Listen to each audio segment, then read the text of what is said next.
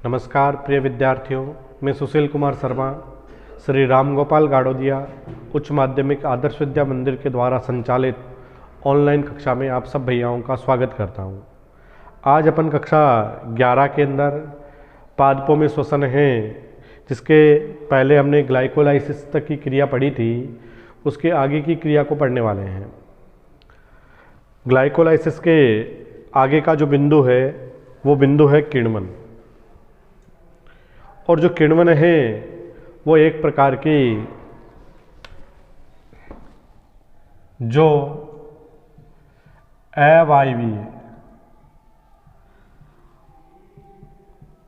श्वसन करते हैं उनमें किण्वन की क्रिया पाई जाती है। अवायवीय श्वसन की क्रिया होती है, उसी को किण्वन कहते हैं।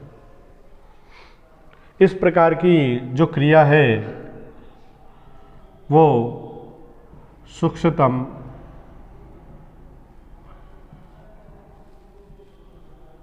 जीवाणु,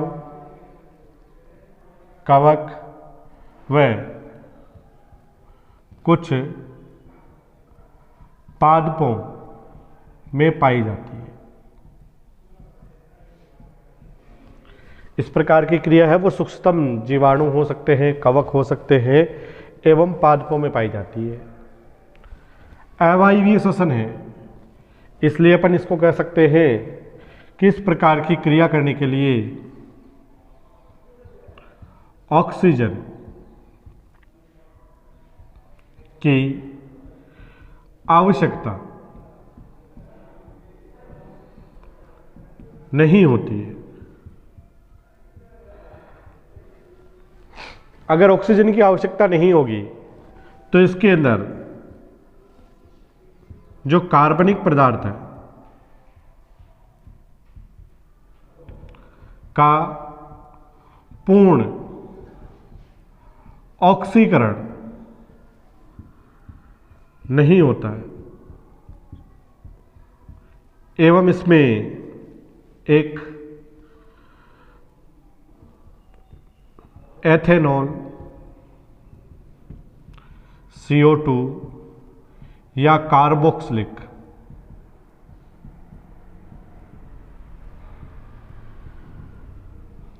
अम्ल का निर्माण होता है एवं साथ ही अत्यधिक कम मात्रा में ऊर्जा मुक्त होती है। और इसी प्रकार की प्रक्रिया को किण्वन कहा जाता है। यह अवायवीय श्वसन या अनोक्सी श्वसन कहते हैं अपन। इस प्रकार की क्रिया है वो किसके अंदर पाई जाती है? सूक्ष्मतम जो जीव हो सकते हैं, जिसके अंदर जीवाणु है, कवक है या कुछ पादपों के अंदर इस प्रकार की क्रिया देखने को मिलती है। इस क्रिया को करने के लिए ऑक्सीजन की आवश्यकता नहीं होती है। अगर ऑक्सीजन की आवश्यकता नहीं होगी तो कार्बनिक पदार्थों का पूर्ण ऑक्सीकरण नहीं होगा, और पूर्ण ऑक्सीकरण नहीं होगा तो उसके अंदर जो बनने वाला प्रोडक्ट है उसमें एथेनॉल भी बन सकता है, कार्बन डाइऑक्साइड बनती है और कार्बोक्सिलिक अम्ल का निर्माण होता है और अत्यधिक कम मात्रा में ऊर्जा मुक्त होती है। तो बनने वाले जो उत्पाद है उसके आधार पर जो किण्वन है उसके प्रकार। अब हम किण्वन की प्रक्रिया पढ़ रहे हैं, लेकिन किण्वन की जो प्रक्रिया होती है वो अवायवीय प्रकार का श्वसन है। लेकिन हमने इससे पहले एक क्रिया पढ़ी थी, ग्लाइकोलाइसिस की क्रिया, जिसके अंदर ग्लूकोज का द्वारा है वो दो अणु पायरुविक अम्ल के निर्माण की प्रक्रिया पड़ी थी। इस प्रकार का एक चार्ट है वो आपकी बुक में भी दे रखा है कि ग्लाइकोलाइसिस की क्रिया है उसमें ग्लूकोज का लगभग 10 रासायनिक जैव रासायनिक अभिक्रिया होती है। इससे पहले वाले वीडियो में मैंने उस अभिक्रियाओं को डिटेल से आप लोगों को समझाया भी है, वहाँ पर आप जाकर के उसको वापस देख भी सकते हो। तो इस ग्लाइकोलाइसिस की क्रिया के अंतर्गत जो ग्लूकोज है उसका सबसे पहले फास्फोरिलीकरण की प्रक्रिया होती है। फिर जो ग्लूकोज के फास्फोरिलीकरण की प्रक्रिया के द्वारा ग्लिसरॉल्डिहाइड का निर्माण होता है। ग्लिसरॉल्डिहाइड के पश्चात पायरुविक अम्ल बनने की प्रक्रिया है वो संपादित होती है, जो विभिन्न प्रकार की 10 जैव रासायनिक अभिक्रियाओं के द्वारा किसका निर्माण करती है, पायरुविक अम्ल का निर्माण करती है। तो ये जो सारा का सारा जो चार्ट मैंने आप लोगों को दिखा रखा है यहाँ से लेकर के और पायरुविक अम्ल बनने तक की जो प्रक्रिया होती है, ये क्रिया किसके अंतर्गत आती है, ग्लाइकोलाइसिस की जो क्रिया होती है उसके अंतर्गत आती है। और जो ग्लाइकोलाइसिस की क्रिया है वो चाहे श्वसन कैसा ही हो, ऑक्सी श्वसन हो या अनोक्सी श्वसन हो, दोनों ही के अंदर ग्लाइकोलाइसिस की क्रिया एक समान चलती है और कोशिका द्रव्य में संपन्न होती है। और इस क्रिया के अंतर्गत एक ग्लूकोज का अणु जो 6 कार्बन युक्त होता है उसके द्वारा 3 कार्बन युक्त 2 अणुओं का पायरुविक अम्ल का निर्माण होता है और ऊर्जा मुक्त होती है। अब इस पायरुविक अम्ल का वायवीय और अवायवीय श्वसन के अंतर्गत अलग अलग प्रकार से इसका विघटन होता है और इसके द्वारा एनर्जी मिलती है। अब इसके अंतर्गत अवायवीय जो श्वसन होता है उसमें पायरुविक अम्ल का विघटन कैसे होता है कि पायरुविक अम्ल का जो विघटन है वो सूक्ष्म जीव या जो कवक हो सकते हैं, जीवाणु हो सकते हैं, उसके द्वारा ऑक्सीजन की अनुपस्थिति में उसका अपूर्ण ऑक्सीकरण होता है और उसके द्वारा एथेनॉल है या कार्बन डाइऑक्साइड है या कार्बोक्सिलिक अम्ल है उसका निर्माण होता है। इसके आधार पर किण्वन है वो 2 प्रकार की प्रक्रिया दिखाता है। जो किण्वन है ये 2 प्रकार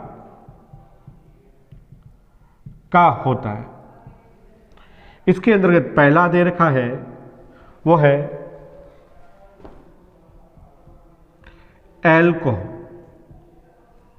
एल्कोहलीय किण्वन और जो दूसरा प्रकार दे रखा है वो है लैक्टिक अम्ल किण्वन। पहला दे रखा है एल्कोहलीय किण्वन और दूसरा दे रखा है लैक्टिक अम्ल का किण्वन। 2 प्रकार से किण्वन की प्रक्रिया होती है। सबसे पहले अपन पढ़ते हैं एल्कोहलीय किण्वन।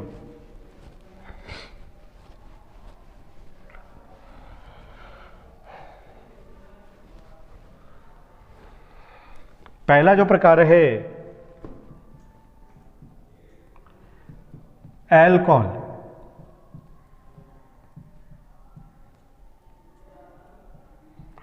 एल्कोहलीय किण्वन। जो एल्कोहलीय किण्वन की प्रक्रिया होती है ये 2 चरणों में संपन्न होती है। एल्कोहलीय किण्वन की क्रिया होती है वो 2 चरणों में संपन्न होती है। पहला जो चरण है, फर्स्ट जो चरण है, उसके अंतर्गत ग्लाइकोलाइसिस की जो प्रक्रिया थी, जिस प्रक्रिया में पायरुविक अम्ल का निर्माण हुआ था, उस पायरुविक अम्ल का यानी जो ग्लाइकोलाइसिस की क्रिया में बना हुआ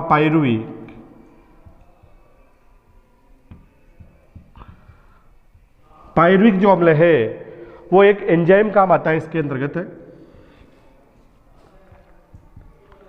पायरुविक डी कार्बोक्सिलेज,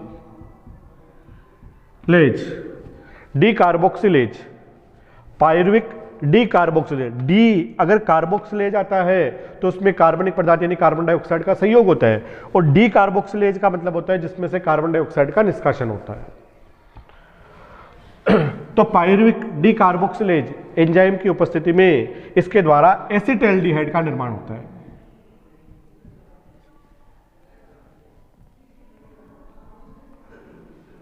एसिटाल्डिहाइड का निर्माण होता है और साथ ही साथ कार्बन डाइऑक्साइड गैस है वो मुक्त हो जाती है। यह इसके पहले चरण के अंतर्गत होता है। दूसरा जो चरण है, सेकंड जो चरण है, इस चरण के अंतर्गत जो पहले चरण में एसिटाल्डिहाइड बना है,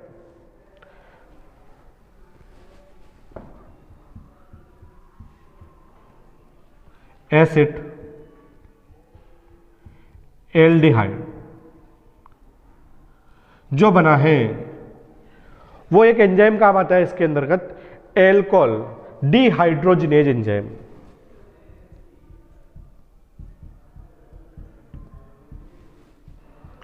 डिहाइड्रोजिनेज एंजाइम, और साथ ही साथ इसमें मैग्नीशियम आयन भी काम आता है।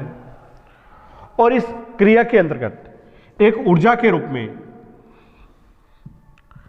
NADH2 निकोटिनामाइन एडेनिन न्यूक्लियोटाइड है, इसका उपयोग किया जाता है।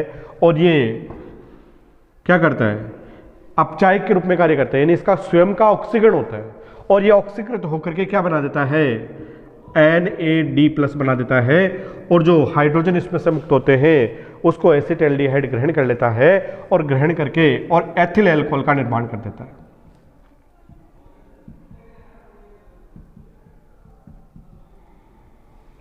तो इस क्रिया के अंतर्गत एक तो एथिल अल्कोहल बनता है और एक कार्बन डाइऑक्साइड बनती है। इस कारण से इसके अंदर क्या बन रहा है, अल्कोहल का निर्माण हो रहा है। इसलिए इस प्रकार की जो किण्वन की क्रिया होती है इसको अपन क्या कहते हैं, अल्कोहलीय किण्वन की क्रिया कहते हैं।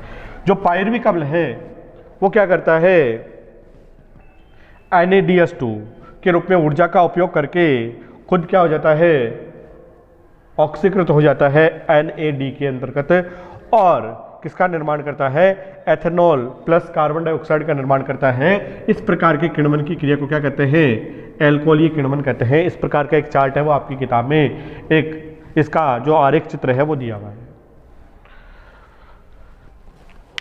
दूसरे प्रकार का जो किण्वन है, जो लैक्टिक अम्ल किण्वन कहलाता है। दूसरे प्रकार का जो किण्वन है लैक्टिक अम्ल का किण्वन,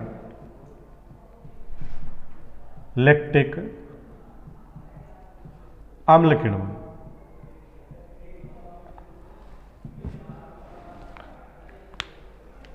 लैक्टिक अम्ल जो किण्वन है, इस प्रकार का जो किण्वन है वो जीवाणु में, जैसे इसका एक जीवाणु आता है लैक्टोबैसिलस,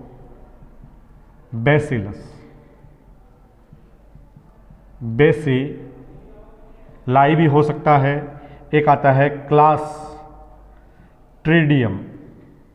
लैक्टोबैसिलस क्लास्ट्रीडियम या लैक्टोबैसिलस बेसिलाई। इस प्रकार के जो जीवाणु होते हैं उन जीवाणुओं में इस प्रकार का, और अल्कोहलीय किण्वन है उसका उदाहरण होता है यीस्ट कोशिका, उसके अंतर्गत अल्कोहलीय किण्वन है वो पाया जाता है। इसके साथ साथ इस प्रकार का जो किण्वन है वो हमारी मांसपेशियों में भी हो सकता है। जब हमारे द्वारा अत्यधिक हार्ड परिश्रम किया जाता है, शारीरिक परिश्रम किया जाता है, तो हमारी जो मांसपेशियां होती है उसके पास में पर्याप्त ऑक्सीजन की आपूर्ति नहीं हो पाती है, ऑक्सीजन का अभाव हो जाता है। और ऑक्सीजन के अभाव में हमारी मांसपेशियों के अंदर जो कार्बनिक पदार्थ है उसका पूर्ण ऑक्सीकरण नहीं होगा, लैक्टिक अम्ल का निर्माण होता है और इसके कारण उसमें क्रेब्स है वो बनना है वो प्रारंभ हो जाते हैं। ये जो लैक्टिक अम्ल किण्वन की जो क्रिया है ये केवल एक ही चरण में संपन्न होती है। इसके अंतर्गत जो ग्लाइकोलाइसिस की क्रिया के द्वारा बना हुआ जो पायरुविक अम्ल है